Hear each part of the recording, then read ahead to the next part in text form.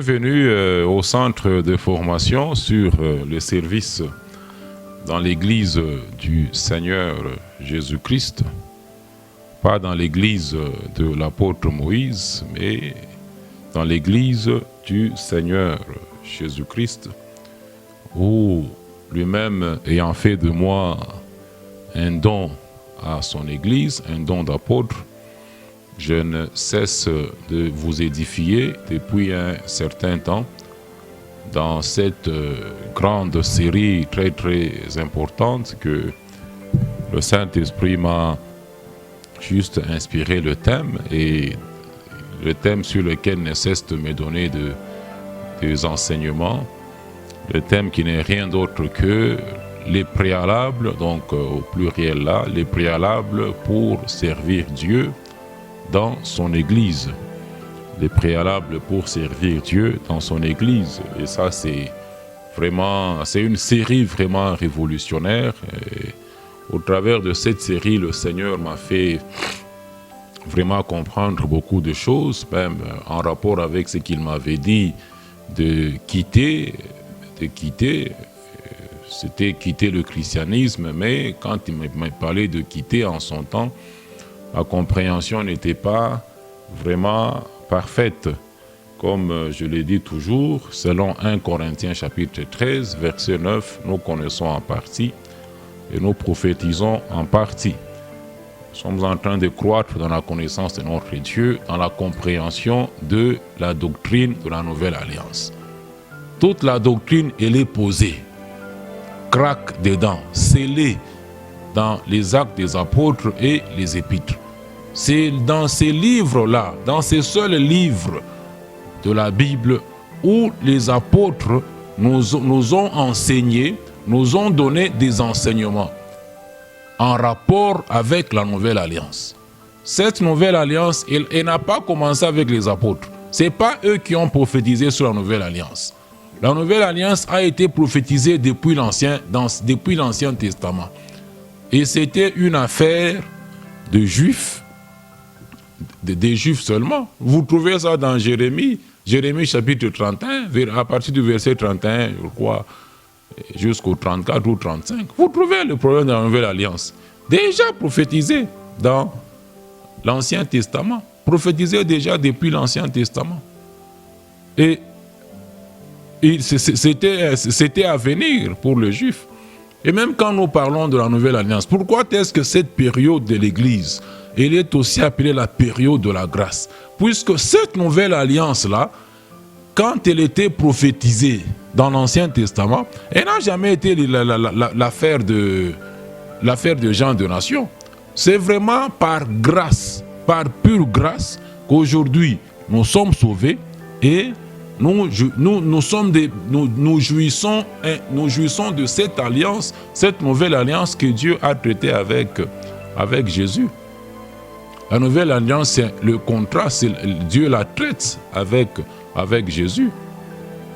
Dieu la traite avec Jésus. Pour qu'il y ait une nouvelle alliance, il fallait qu'il y ait au préalable une ancienne alliance. Mais est-ce que toi, là, qui me suis pendant ce temps, en quoi tu as été concerné par l'ancienne alliance? Non. C'était l'affaire des Hébreux. C'était l'affaire des Hébreux uniquement.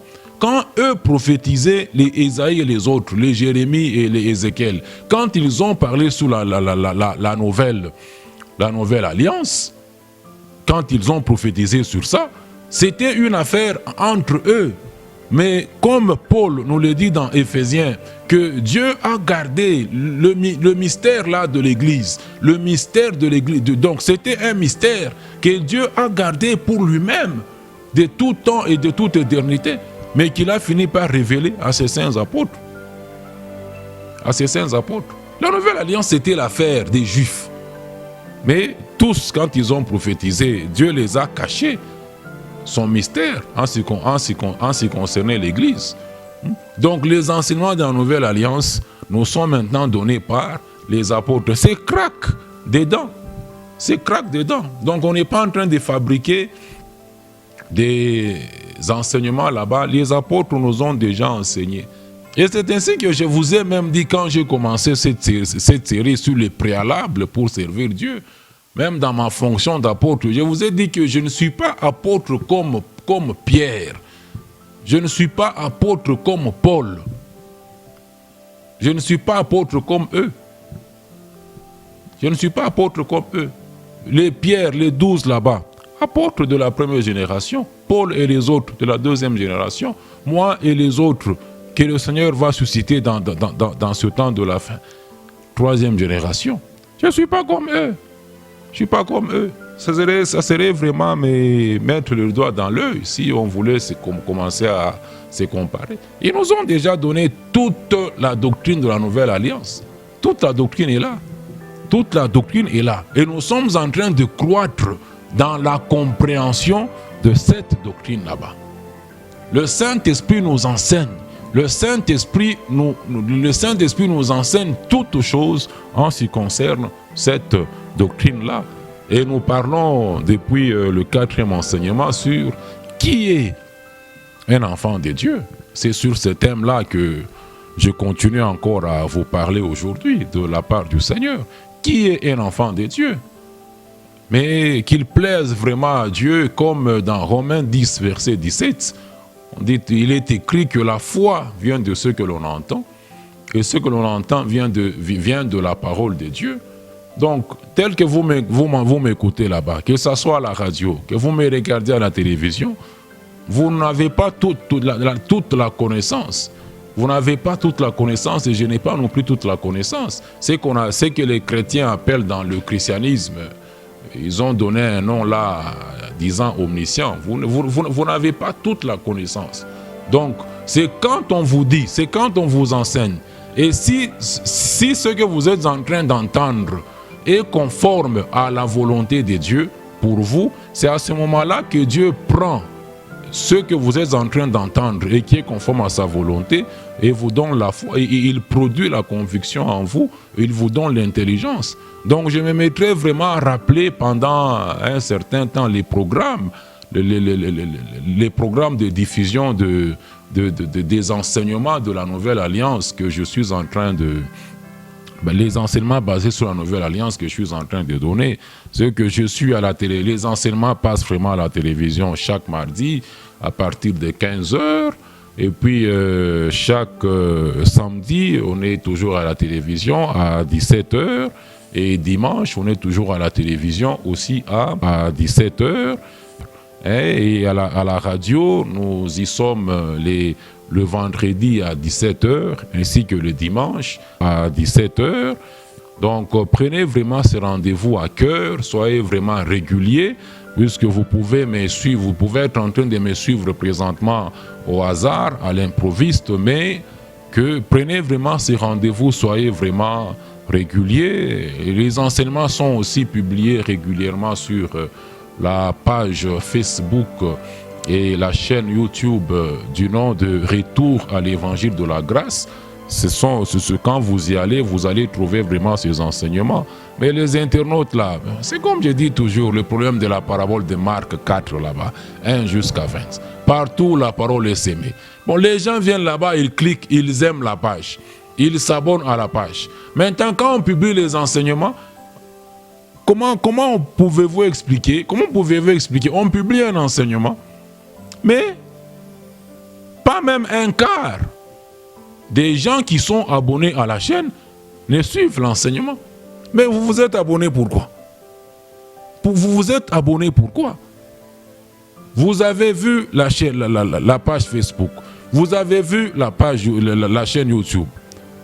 Mais quand on publie, vous êtes même notifié qu'on a publié un enseignement. Mais quand on regarde là-bas, les gens ne suivent pas. Les gens ne suivent pas des enseignements. Après à peine 2 semaines, quand tu regardes qui a suivi là, ça me fait seulement rire. Ça me fait seulement rire. C'est ainsi que la technologie là est un piège. C'est un piège. Les gens se contentent. Oh, j'ai 1000 abonnés, j'ai 3000 abonnés, j'ai 1 million d'abonnés. Mais quel résultat? Quel résultat dans ces 1 million d'abonnés? Quel résultat dans ces 1000 abonnés?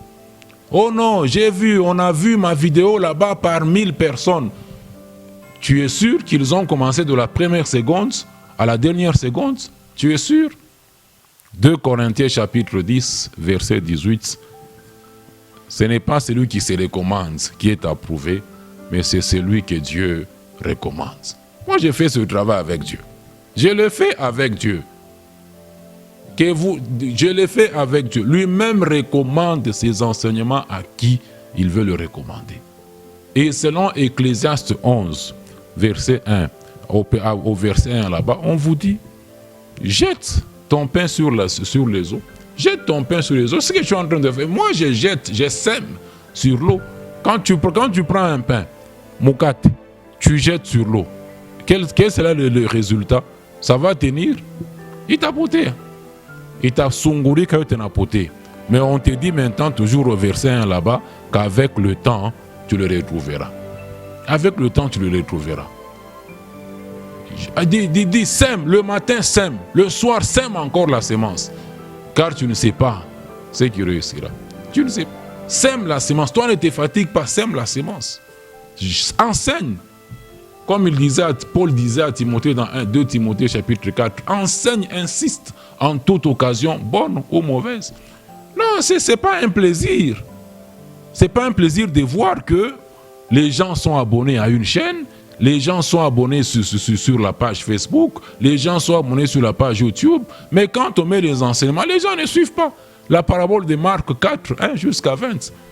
Vous croyez que ça allait être des flatteries qu'on allait commencer à donner? Mais prenez du courage. Désabonnez-vous, partez. Désabonnez-vous, partez. Désabonnez-vous, partez. Désabonnez-vous, partez. Comme moi, je me suis aussi désabonné dans beaucoup de choses sur Facebook. Tout ne passe pas sur moi. Tout ce qui est du christianisme ne passe pas sur moi. Mais je n'ai pas honte de vous le dire, je n'ai pas peur de vous le dire. Moi, je suis l'homme de certitude et je fais ce travail avec le Seigneur. C'est lui qu'il veut aider. Il va l'amener à entendre. Il va travailler en lui. Il va travailler en lui. C'est un temps où ceux qui veulent plaire à leur Dieu doivent accepter de souffrir la minorité. Doivent accepter de souffrir. Ils sont minoritaires. Ils sont minoritaires. Dans le 4e enseignement, je vous ai donné le passage de Matthieu, chapitre 7, versets 13 et 14. Grande est cette porte, large, spacieux est ce chemin du christianisme, et ce chemin qui est en train de mener, mais qui mène les gens vers la perdition.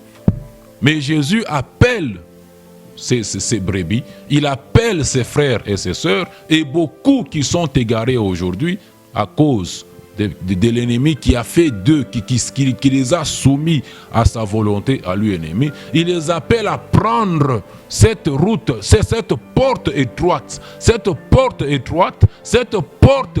chemin resserré, le chemin, il est trop étroit, mais c'est ce chemin-là trop étroit qui mène à la vie. Qui mène à la vie. Donc c'est très important. C'est très important de savoir ce qu'on est en train de faire. Certains ont honte. Ils disent que quand ils vont se désabonner, je saurai qui est-elle à quitter. Non, même si je sais, ça ne fera rien. Ça ne fera rien. Tout ce qui est du christianisme, moi je vous dis, ne passe pas sur ma chaîne, sur ma page Facebook. Tout, je me suis désabonné. Tout, j'ai masqué. Tout, j'ai masqué. Tu vas dire, hein, comme tu fais, comme il dit, il fait comme ça. Moi aussi, je vais faire comme ça. Fais. Moi, je dis toujours, j'enseigne la parole de Dieu. Et c'est Dieu qui sauve. C'est Dieu qui délivre ses enfants. Moi, je me limite juste à enseigner sa parole. C'est lui-même qui fait le travail. Il fait. Mais quand tu entends, tu ne sauras même pas comment est-ce que tu entendras ses enseignements. Donc, on n'est pas là pour plaire les hommes. Paul dit chez les Galates, si c'est votre faveur à vous les hommes que je suis en train de chercher, je ne suis pas serviteur de Dieu. Je ne suis pas serviteur de Dieu. On n'est pas en train de chercher l'argent de quelqu'un. On n'est pas en train de chercher les j'aime de quelqu'un. J'aime. Quand on publie un enseignement, toi tu cliques j'aime. Ça signifie quoi j'aime? Ça signifie quoi j'aime? Quand on met un titre, quand on met des écrits d'un enseignement, toi tu cliques j'aime. Ça signifie quoi? J'aime. Ça c'est la caractéristique propre des gens du christianisme. Donc vous comprenez? Qui est un enfant de Dieu? Qui est un enfant de Dieu? C'est très important. Puisque après cet enseignement, je crois dans celui qui va suivre, je vous ferai voir le piège dans lequel les gens sont tombés, les pièges dans lesquels les gens du christianisme sont tombés. Et pour rappel, je l'ai dit, quand on énumère toutes les religions principales du monde, je m'intéresse dans cette section ici, du thème qui est un enfant de Dieu, à tous les chrétiens du monde entier, pour leur faire voir.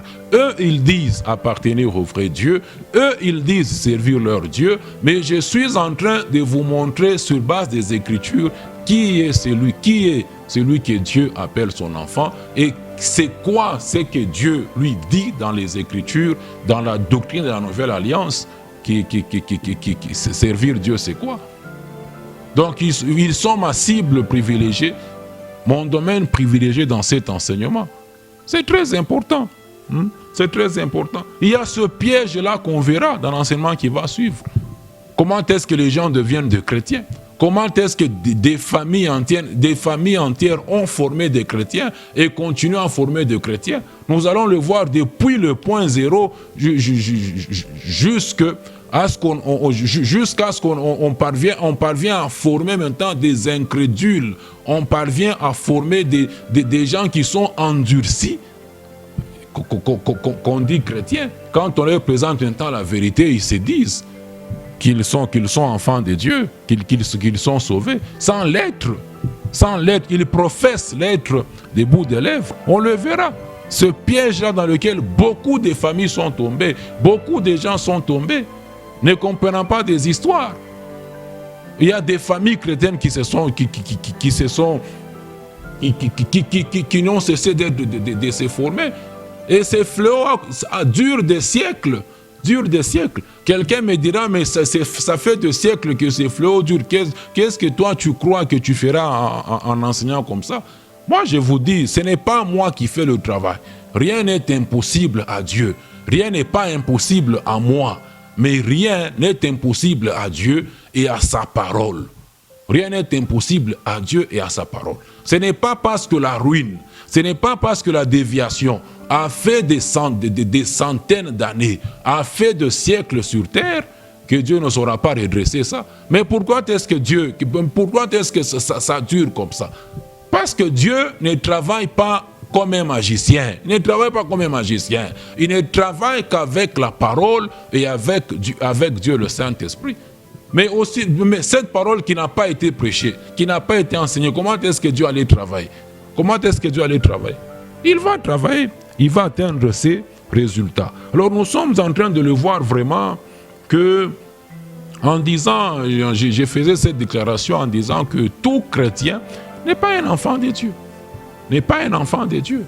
Et selon 1 Corinthiens chapitre 13, verset 7, même si quelqu'un venait nous voir, quelqu'un me rencontrer, quelqu'un vous voyait, il vous disait qu'il est un enfant de Dieu.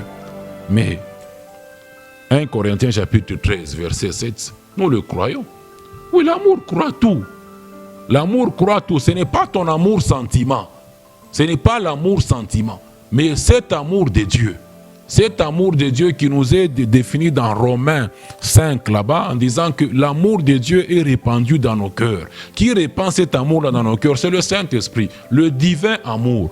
Cet amour-là croit tout. Cet amour-là ne philosophe pas. Cet amour-là ne prête pas les intentions aux gens. Cet amour-là croit tout. Quand quelqu'un nous dit ce qu'il est, nous croyons. Nous acceptons. Nous acceptons. Mais selon Jacques chapitre 2, verset 26, Matthieu chapitre 7, verset 16, nous finissons par découvrir. Nous finissons. Jésus avertit ses disciples en disant, gardez-vous des faux prophètes. Les gens viendront. Vous ne saurez pas directement que ce qu'ils sont faux prophètes. Les gens viendront vers vous. Ils sont venus en masse. Ils se disent prophètes. Mais il dit, vous les reconnaîtrez qu'ils sont faux prophètes au travers des œuvres. Vous les reconnaîtrez au travers de leurs fruits, des fruits qu'ils vont produire, de ce que eux seront en train de faire comme disant prophétie. Vous allez les découvrir. Vous allez découvrir qu'ils sont des faux prophètes. Qu'ils sont des faux prophètes. Vous allez découvrir qu'ils sont des faux serviteurs. Vous allez découvrir que ce que les gens disent servir dans le christianisme n'a rien à voir avec aucune écriture. Avec aucune écriture. Mais si votre foi, bon, je parlais avec mon réalisateur, je crois, après le dernier enseignement, même quand on parle de la foi là-bas, la foi de Dieu, la foi de l'Église, elle vient de ce qu'on est en train d'entendre, et c'est uniquement quand ce que vous êtes en train d'entendre vient de la parole de Dieu. Maintenant, dans le christianisme, ils ont aussi leur foi à eux. Toutes les religions possibles ont leur foi à eux. Chaque religion a sa foi. Chaque religion a sa propre foi. Mais la foi de Dieu, la foi dans l'Église de Jésus-Christ, elle vient. Dieu ne peut la donner que quand vous êtes en train d'entendre, et ce que vous entendez est conforme à la doctrine de la Nouvelle Alliance. Puisque Dieu ne traite avec l'Église que sur base de la Nouvelle Alliance, qu'il a traité avec Christ. Il ne l'a pas traité avec personne, il ne l'a pas traité avec moi. Moi, je jouis indirectement de cette Nouvelle Alliance parce que je suis en Christ. C'est ainsi que dans la Nouvelle Alliance, et quand vous lisez l'épître de Paul aux Éphésiens, c'est toujours en Christ. En Christ, selon la nature de Christ, la nature innocente, sans péché. Je suis un saint en Christ, pas en Adam, pas selon Adam. Je suis un saint en Christ. Je jouis de la Nouvelle Alliance en Christ. Quand Paul rappelle la célébration de la Seine aux Corinthiens, il leur dit, quand Jésus inaugurait la Sainte Seine, même dans les évangiles, c'est ici le sang, le sang dans mon alliance. C'est Jésus qui a traité cette nouvelle alliance là-bas. Il ne l'a pas traité avec moi et avec personne. Et personne n'a d'alliance avec Dieu. Personne n'a d'alliance avec Dieu. Les gens mentent à gauche ou à droite que j'ai une alliance avec Dieu. Quelle alliance tu as avec Dieu? Où est-ce que tu as versé ton sang? Puisque pour que l'alliance entre en vigueur, il faut que le sang coule. Même l'ancienne alliance, quand vous lisez dans Hébreu, même l'ancienne alliance, pour qu'elle entre en vigueur, il fallait que le sang coule. Un animal avait été égorgé et le sang était aspergé sur le front de tous les Hébreux. Pour que la nouvelle alliance entre en vigueur, Jésus a versé son sang. Où est-ce que toi tu as versé ton sang pour que tu aies une alliance avec Dieu? Et quelle alliance tu veux dire que tu as avec Dieu? Quelle alliance vous dites que vous avez avec Dieu?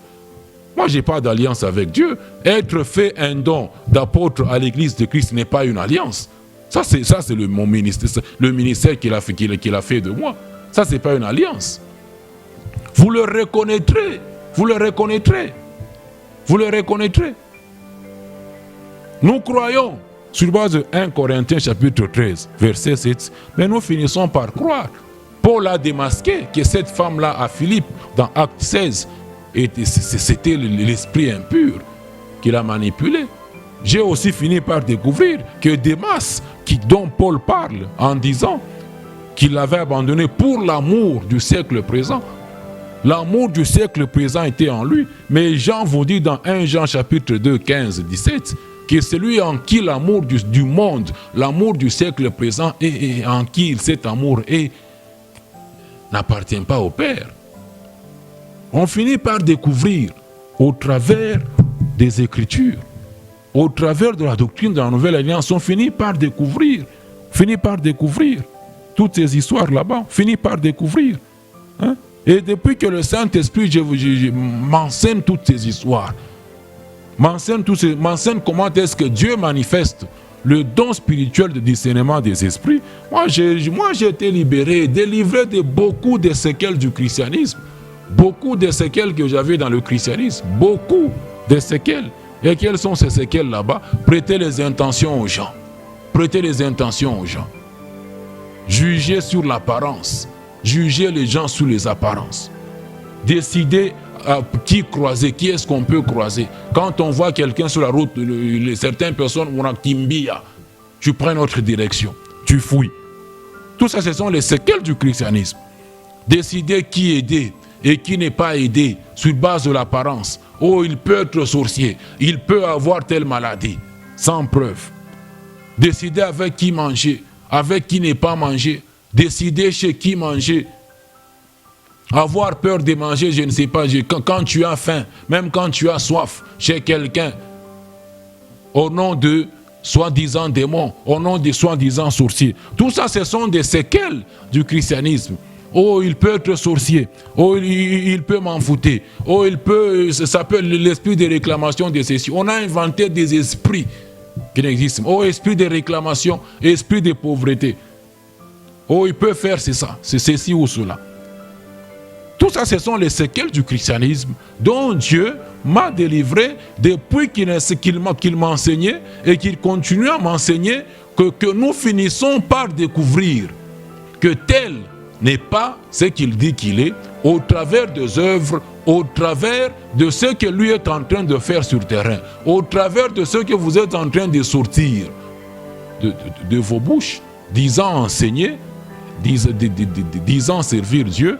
Nous découvrons, quand nous examinons les Écritures, nous découvrons que non, ce qu'il nous avait dit c'est vrai, ou ce qu'il dit être n'est pas vrai. C'est très important. Et Dieu m'enseigne là-dessus en disant que nous, ses enfants, un enfant de Dieu, nous les enfants de Dieu, nous ne jugeons pas les intentions des gens. Nous ne jugeons pas les intentions des gens. Mais nous ne pouvons, Dieu seul juge les intentions des gens. Dieu seul juge les intentions des gens. Mais nous jugeons les péchés manifestés. Nous jugeons ce qui est manifesté. Et si quelqu'un se met à juger, à prêter les intentions à quelqu'un, et là, il pêche. C'est un péché. Il n'y a que Dieu seul qui juge nos intentions. Et lui nous juge depuis nos intentions. Lui n'attend pas. Même aucun tribunal de ce monde ne juge les intentions des hommes. Les tribunaux du monde entier jugent les actions, jugent les infractions, ne jugent pas les intentions. Et aucun enfant de Dieu n'a reçu de mandat, ne peut pas juger quelqu'un, ne peut pas juger les intentions de quelqu'un. Oh, comme il a dit ça, il voulait dire ceci ou cela. Non, tu es en train de pécher. Tu es en train de pécher. 1 Corinthiens chapitre 13, verset 7, nous croyons tout. Nous croyons quoi? Tout. Tout c'est quoi? C'est tout. Vous comprenez? Nous croyons tout ce qu'on nous dit. Nous croyons. Dieu seul juge les intentions. C'est ce que le Seigneur lui-même dit dans Matthieu 5, versets 27 à 28. Dis-les les gars, vous avez appris qu'il a été dit, tu ne commettras pas d'adultère, tu ne feras pas ceci ou cela. Mais qu'est-ce que Jésus dit? Mais moi je vous dis que celui qui regarde seulement une femme là, et la convoite dans son cœur. Regarder une femme, ce n'est pas un péché. Regarder une femme passer sur la route, admirer la beauté de quelqu'un, c'est pas un péché. Mais Jésus dit, c'est lui qui la regarde. Il ne s'arrête pas là-bas. Mais la convoite dans son cœur a déjà commis impudicité pour celui qui n'est pas encore marié, adultère pour celui qui est marié. Il le juge là-bas. Donc avant que tu ne te mettes à aller chercher une chambre là-bas, pour aller maintenant faire ce que tu veux faire là-bas, dès que toi tu as déjà résolu dans ton cœur là-bas, tu as convoité une fille d'autrui, tu as convoité une femme d'autrui, aussi là-bas, Jésus, pécheur, il a déjà péché. Tu as déjà péché. Toi, tu vois quelqu'un d'autrui en train de parler avec une fille là-bas. Tu commences, oh non, et qu'on a tout gagné. Tu pêches. Tu pêches. Tu pêches. ulimwona anatoka naye. Non, anapasha kuya yeko nafanya hivi na hivi. Vous péchez en désordre. Les gens pêchent en désordre, sans même le savoir, sans que vous ne vous rendiez compte. Moi, je ne peux pas juger les intentions. C'est ainsi que je suis libéré de ces séquelles là-bas. Je croise tout le monde. Je salue tout le monde. Je mange chez tout le monde quand j'ai faim. Je bois chez tout le monde quand j'ai soif. C'est ce que Jésus dit à ses disciples. Que à mon nom, même si vous prenez des breuvages mortels, ne vous feront aucun mal. Jésus savait. Il y a des gens qui vont jouer le malin, qui vont vouloir vous empoisonner, qui vont vouloir faire de mauvaises choses contre vous. Mais comme vous n'avez pas la toute connaissance, comme vos yeux ne sont pas de laboratoire pour voir que tel a telle maladie, comme vous ne saurez pas ce qui vous aura été mis dans une boisson, quand vous prenez ça en mon nom, ils ne vous feront aucun mal. Jésus enseignait sur tout ça. Maintenant, quand toi tu viens, tu me dis là que dans ça j'ai mis un poison, je ne vais pas boire. Je ne vais pas boire. Maintenant, si je sais qu'il y a un poison là-bas, tu me dis, on me dit qu'il y a un poison là-bas. Moi, je vais boire, disant au nom de Jésus. Là, maintenant, ça entre dans ce que Jésus dit, tu ne tenteras pas l'Éternel, ton Dieu. Là, tu tentes maintenant Dieu. Et Dieu n'aime pas qu'on les tente. Tu es sans protection, tu es vulnérable quand tu tentes Dieu. Quand tu le tentes. Nous ne jugeons pas les intentions des gens. Quelqu'un nous dit, non, mais comme mtoto wa Mungu, mimi nafanya hivi na hivi. Ah, okay, mtoto wa Mungu. Ah, nasikia na furaha, mtoto wa Mungu. Uli mtoto wa Mungu. Ana mukristo, mtoto wa Mungu.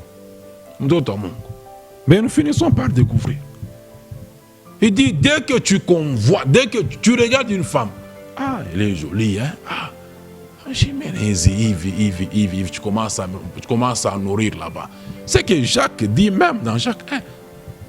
Non, il n'y a pas de péché par accident. Il n'y a pas de péché par accident. Ce que les autres disent péché par omission, ça n'existe pas. Le péché, c'est toute désobéissance volontaire à la volonté connue de Dieu.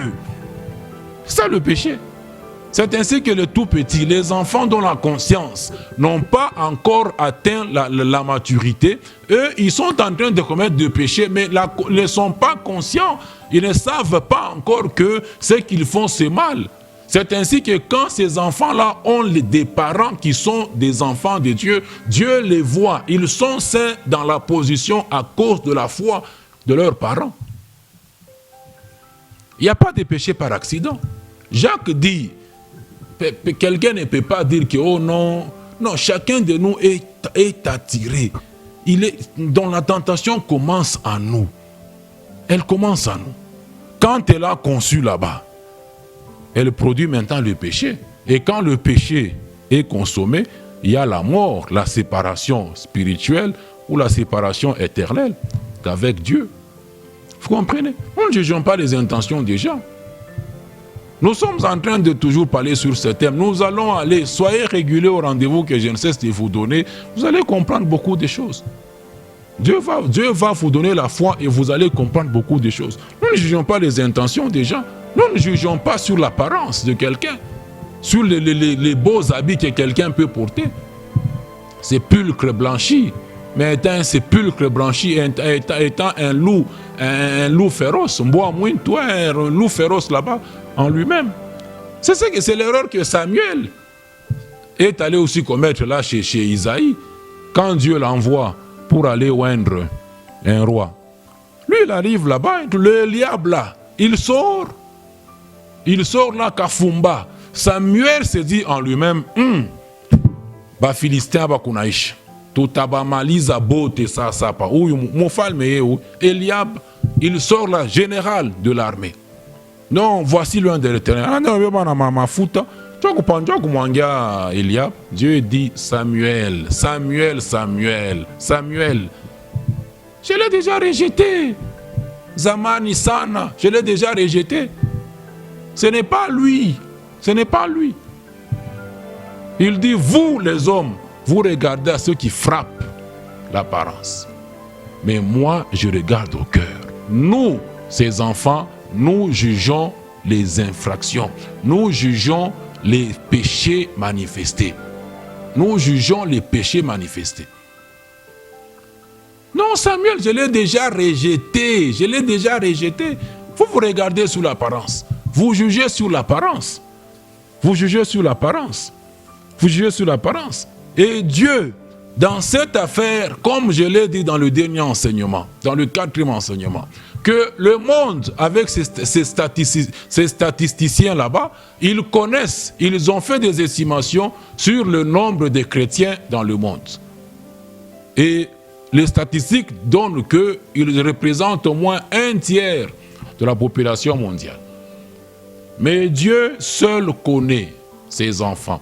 2 Timothée chapitre 2, verset 19, Dieu seul connaît ses enfants. Il ajoute en disant, quiconque invoque le Seigneur d'un cœur pur, qu'il s'éloigne de l'iniquité. Dieu ne révèle pas, le Saint-Esprit ne révèle pas l'état de l'âme d'une personne à quelqu'un. Le Saint-Esprit ne révèle pas l'état de l'âme d'une personne à quelqu'un. Même si cette personne-là est possédée, même si cette personne-là est sauvée ou pas, ce n'est pas dans le job description du Saint-Esprit de révéler ça aux gens. De révéler la composition familiale de quelqu'un aux gens, à quelqu'un qui se dit prophète, de révéler la composition. Oh, tu es dans votre famille, vous êtes à autant. Dans votre famille, il y a eu tel autre là-bas. Ça, ce n'est pas le don spirituel du Saint-Esprit. Ça ne vient pas de Dieu. Dans le monde entier, tous ceux qui s'évertuent à le faire ne sont que sous l'emprise de l'esprit de divination. Et qui est un esprit, l'esprit que Paul appelle dans Acte 16, l'esprit de Python.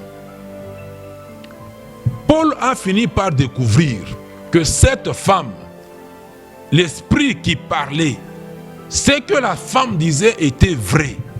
La femme disait que ababatu ni batumishi ya Mungu. Ababatu beko na mifundisha neno ya byakweli. Mais Paul n'avait jamais rencontré cette femme. Ils n'avaient jamais été ensemble. Il a découvert, même si c'était la vérité, que c'était un esprit impur qui l'a manipulé, qui lui donnait toutes ces informations là-bas. Les démons savent où tu vis. Satan sait où je vis. Satan sait où je vis. Satan sait où tu vis, où tu dors, où tu travailles. Maintenant, quand quelqu'un te dit où tu vis, quand quelqu'un te dit vous êtes à combien dans votre famille, ça vous épate. Ça vous épate dans votre christianisme. Ça vous épate. Alors que ce n'est que l'esprit de divination qui est à l'œuvre dans le monde entier, qui est à l'œuvre dans le christianisme. Et c'est le grand piège que Satan utilise depuis un temps, dans lequel il a enfermé beaucoup de tous ceux de tous les chrétiens. Et même les enfants de Dieu sont tombés dans ce piège là-bas. Ceux qu'il a déjà sauvés sont dans ce piège là-bas. Par manque de la bonne nourriture spirituelle, par manque d'un bon enseignement dans la Nouvelle Alliance. Donc tout ça, je suis en train de vous expliquer tout ça pour que quand nous allons, pour que vous puissiez comprendre que tout celui qui se dit enfant de Dieu, nous l'acceptons, mais nous devons finir par comprendre. Pourquoi est-ce que Paul a vu cette femme là-bas, dans Acte 16 à Philippe, mais Dieu ne lui a pas dit qu'elle avait l'esprit impur? Pourquoi? Vous finissez par découvrir que tel est un enfant de Dieu, que tel n'est pas un enfant de Dieu. Vous finissez par découvrir que ce que les gens disent église dans le christianisme, ce sont leurs églises qui n'ont rien à voir avec l'église de Jésus-Christ. Ce que les gens disent ministère dans le christianisme, vous finissez par découvrir, quand vous sondez les Écritures, que ça n'a rien à voir avec le ministère que lui, Christ, avec les dons que lui, Christ, donne à certaines personnes dans son église, qui sont dans Éphésiens 4, 11. Les gens sont pasteurs de leurs églises. de leurs églises qu'ils ont formées. Les gens sont des apôtres, les gens sont des docteurs, les gens sont des prophètes, les gens sont des évangélistes de leurs églises qu'ils ont formées. Dans la suite de ces enseignements, dans ces points que je suis en train de mettre, avant de faire le rapprochement entre le troisième enseignement et celui qui suivra, je vous enseignerai aussi sur l'église, sur un thème, dans quelle église tu es. Dans quelle église tu es? Dans l'église des hommes ou dans l'église de Jésus-Christ? Dans quelle église tu es? Tu comprendras. Tout ce que les gens ont présentement, tout ce que les gens ont mis sur terre, ce sont des églises. Mais leurs églises, tu vas comprendre ça, sois régulier. Ce sont leurs églises qui n'ont rien à vous. Ce sont leurs églises qui ne sont pas l'église de Jésus-Christ. Tu vas les découvrir. C'est quand vous sondez les Écritures, comme les disciples de Bérée faisaient. À chaque fois qu'on leur enseignait, ils sondaient les Écritures. Pour voir, Paul lui a choisi qu'on a tout l'âme. Donc Dieu ne révèle pas l'état de l'âme de quelqu'un à quelqu'un. C'est ce que je n'ai pas peur des personnes. Je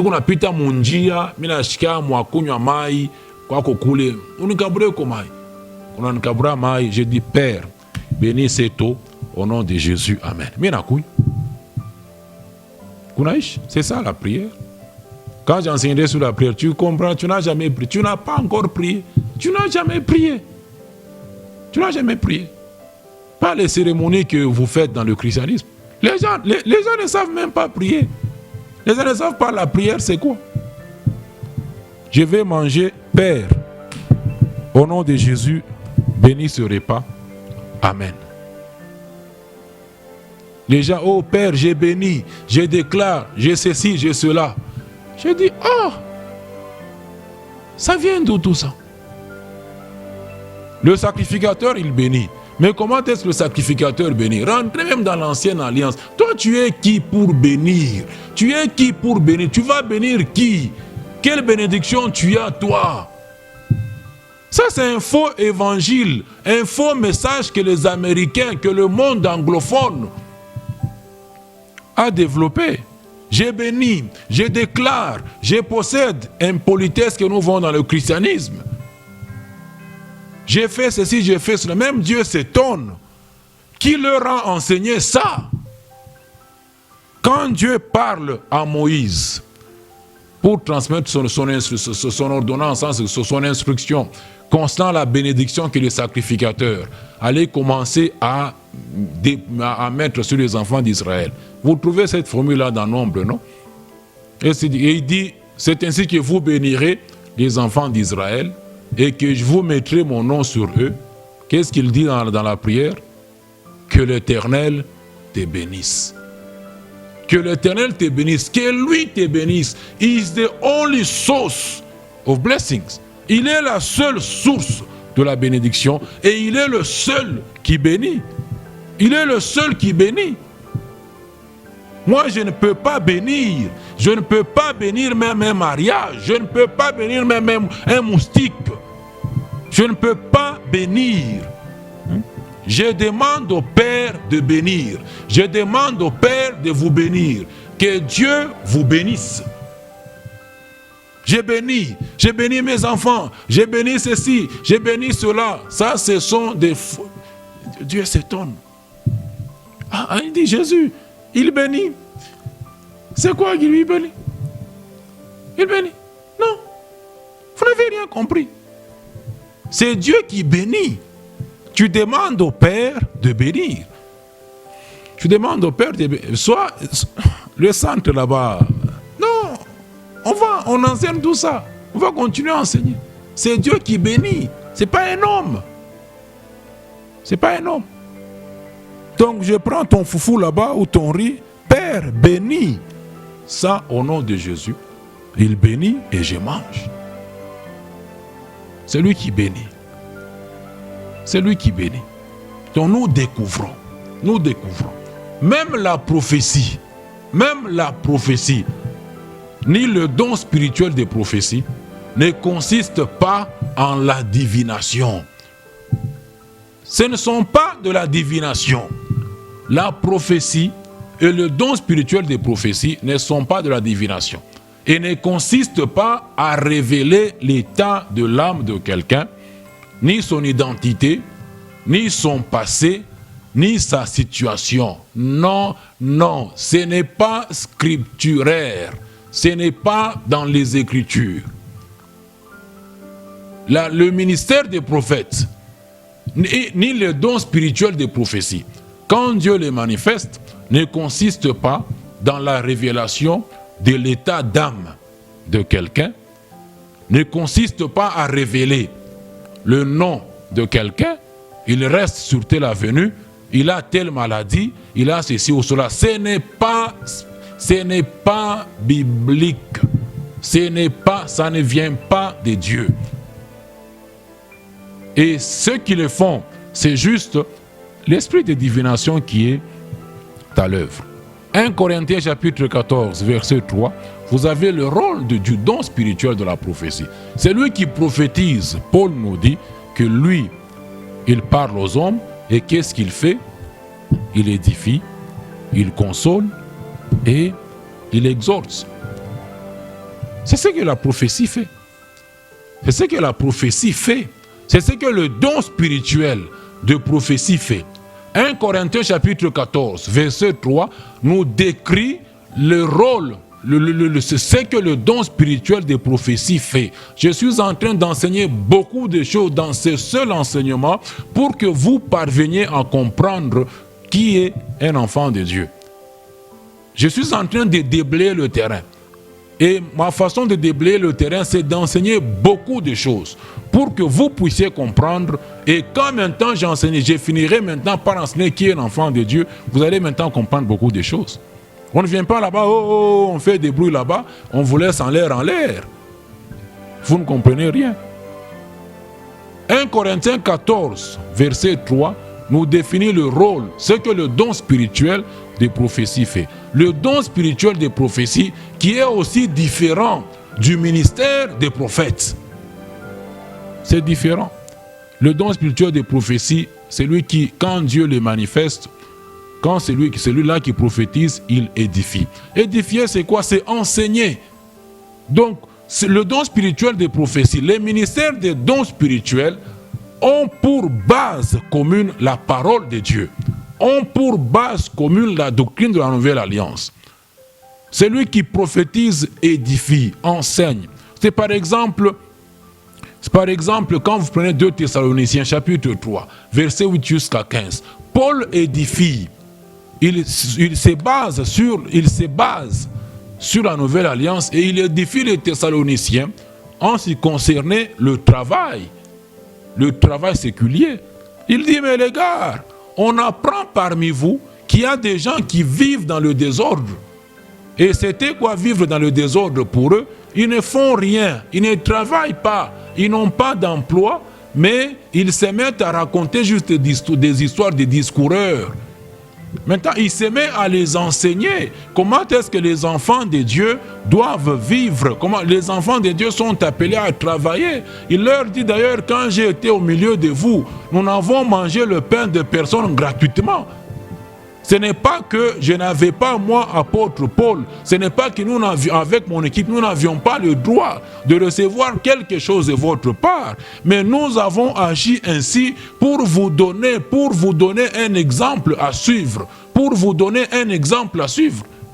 Et il dit que chacun travaille de ses propres mains pour assurer son pain et pour aussi le besoin de ceux-là que Dieu, pour les besoins de faibles. Les gens ne travaillent pas aujourd'hui, disent à temps plein. Vous avez vu Dieu dire à Paul d'arrêter de faire de fabriquer les tentes qu'il faisait.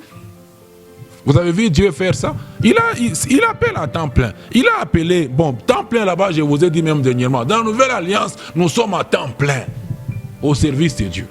Nous sommes à temps plein. Nous sommes à temps plein. Les gens ne travaillent pas dans le christianisme et se sont mis en voleurs spirituels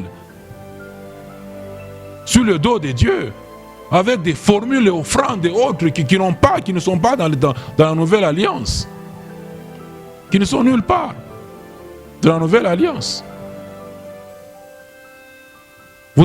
Dieu a appelé Matthieu Il a appelé les Pierre et les autres qui étaient des pécheurs. Laissez. Vous l'avez vu dire à Paul, laisse les tentes que je fabrique là-bas. Mais toute ma vie, toute la vie que j'ai est au service de Dieu. C'est cet aspect des choses que les gens n'ont pas compris. Que les gens n'ont pas compris. Les gens pensent que servir Dieu, c'est seulement quand j'enseigne. J'enseigne pendant quelques heures seulement en semaine. Mais toutes les autres heures de la semaine, j'ai fait quoi? Je suis quoi pendant toutes ces autres heures de la semaine? Tu fais les études. Dieu te dit que quelles études faire. Tu fais ces études là-bas. À la fin, tu acquiers un talent. À la fin, il te donne un travail correspondant aux études que tu as faites. C'est pas ce que nous voyons aujourd'hui. Dans la branche de l'éducation des enfants de Dieu, quand je vais commencer à la donner, vous allez comprendre, beaucoup de gens sont dans les erreurs. Dans les erreurs. Des erreurs qui durent des générations, des générations, des générations. Quelqu'un fait politique là-bas. Quelqu'un fait la médecine. Il passe même dans leur église, dans le christianisme. Action de grâce, action de grâce. Dieu m'a donné travail, Dieu m'a donné diplôme, Dieu m'a donné études. Mais après, Dieu donné études là-bas, chômeur. On se moque de qui? Chômeur, Dieu t'a donné les études. Tu as étudié avec Dieu. Tu as donné action de grâce dans le christianisme. Et au finish, tu es chômeur. Tu as fait la médecine, mais tu deviens cambiste sur la route. Et tu as dit, tu as donné action de grâce. Tu es ingénieur, mais tu es maçon. Et tu as fait action de grâce. Et vous mettez tout ça sur le dos du pauvre Dieu. Vous mettez tout ça sur son dos. Qui t'a dit de faire les études que tu fais? Tu les fais avec qui? Moi, Dieu m'a dit les études qu'il fallait faire. Il me l'a révélé. Il me l'a dit. Je vous enseignerai là-dessus. Ce que j'ai fait aujourd'hui comme activité, travail, il me l'a dit. Il m'a envoyé là-bas. Ce que vous faites, vous le faites avec qui? Vous faites ce que vous faites avec qui? Vous vous dites enfant de Dieu. Vous appelez Jésus Seigneur. En quoi Jésus est votre Seigneur? Vous dites Père. En quoi il est votre Père? Père signifie source. En quoi il est votre Père? En quoi Dieu est votre Père? Vous débrouillez, vous débrouillez. C'est du débrouillardisme qu'on est en train de voir. Les gens ont pris la souffrance, c'est devenu comme une vertu. Pierre vous dit, car il vaut mieux souffrir si telle est la volonté du Seigneur, du Père. Si telle est la volonté du Père. Il leur enseigne, chez les Thessaloniciens. Quand je prends aussi ces enseignements tels que je les fais là-bas, je vous édifie. Je vous édifie en ce qui concerne le travail. C'est ce que le don spirituel des prophéties fait. Je prends les Écritures et quand je vous explique ça, vous êtes en train d'être édifié sur le travail. Que vous devez arrêter de rêver, arrêter de rêver. Dieu m'envoie faire les études, même l'université, et puis à la fin il dit arrête ça. Il me dira d'arrêter ça, qu'il lui plaise de me dire de l'arrêter, quand il verra que charge n'a quoi ya mingi. Quand il verra que charge n'a quoi ya mingi. Peut-être, mais je ne pense pas. Je ne pense pas qu'il le fasse. Toute la nouvelle création est au service de Dieu. Vous vivez pour Dieu. Toute la nouvelle création. Tu as acheté cette voiture-là, tu l'as acheté avec qui? Tu l'as acheté avec qui? Non, c'est ainsi que vous découvrez que tout ce que les gens racontent là-bas, ce sont des faussetés. Ce sont des faussetés. Ce sont des faussetés. Tu as besoin de l'argent là-bas, tu demandes à Dieu l'argent. Dieu donne l'argent aux gens. Dieu a l'argent. Il va te donner les dollars, les francs, ou bien le rand, ou bien le naira des Nigériens. Il va te donner que l'argent. Dieu, on lui demande la satisfaction du besoin. Tu as besoin du pain, demande le pain au Père. Tu as besoin de la femme, demande la femme au Père. Tu ne demandes pas le moyen pour acquérir le besoin au Père. Tu demandes le besoin. Quand je suis enceinte sous la prière, il dit, donne-nous aujourd'hui notre pain quotidien. Il ne dit pas, donne-nous l'argent. Quand Jésus enseigne, quand Jésus parle, je crois dans Matthieu 22, quand les gens là, lui amenaient, là, il dit, montrez-moi un peu la pièce de monnaie là-bas. C'est la face de qui? C'est la face de qui? qui est sur cette pièce de monnaie, on lui dit c'est César. Dit, rendez-lui ses histoires. Rendez à César ses histoires.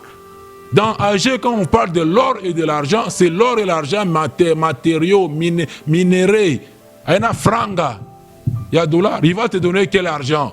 Il va te donner les dollars, il va te donner les francs,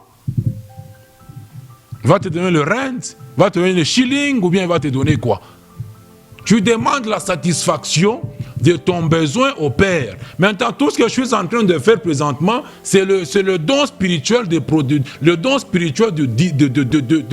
prophétie que Dieu manifeste pendant ce temps. C'est le don spirituel des prophéties. Ça n'a eu chaque flèche. Combien de minutes? 2 minutes. Je vais m'arrêter par là. Je vais continuer prochainement. Donc, le don spirituel de prophétie, c'est ce que Dieu manifeste présentement au travers de moi. J'exhorte. Quand exhortant là-bas, c'est même gronder. Exhortation, il y a seulement que supplier mon Dieu. C'est parler au cœur de la personne, quelqu'un qui est dans les erreurs, pour lui faire voir que comme erreur, tout comme il est erreur. C'est ça, exhorter. Édifier, c'est enseigner. Et la prophétie aussi console. 1 Corinthiens 14, 3, c'est le don spirituel des prophéties. Prochainement, nous allons voir aussi la différence. Nous allons entrer en profondeur dans la différence entre le don spirituel des prophéties et le ministère des prophètes. Pour continuer dans ce thème, qui est un enfant de Dieu? Tout ça, c'est pour vous faire comprendre que on ne découvre pas avec les yeux que tel est un enfant de Dieu, que tel est ceci ou cela, mais on finit par découvrir. On finit par découvrir. Et dans ensuite, je vous dirai même pourquoi est-ce que, même pour le réunion d'assemblée, sur lequel j'ai enseigné, que j'ai continué à enseigner, on va voir. Pourquoi est-ce que je ne me réunis pas avec les gens? On va voir. Vous comprendrez la souillure et autres. Donc, je vais m'arrêter là. On continue prochainement dans cet enseignement. Vous avez eu le rendez-vous, vous avez suivi le rendez-vous. Soyez vraiment fidèles à ces enseignements. Le Seigneur va vous amener dans la profondeur aussi. Car la profondeur appelle toujours la profondeur. On s'arrête là. Que Dieu vous bénisse et à la prochaine. Amen.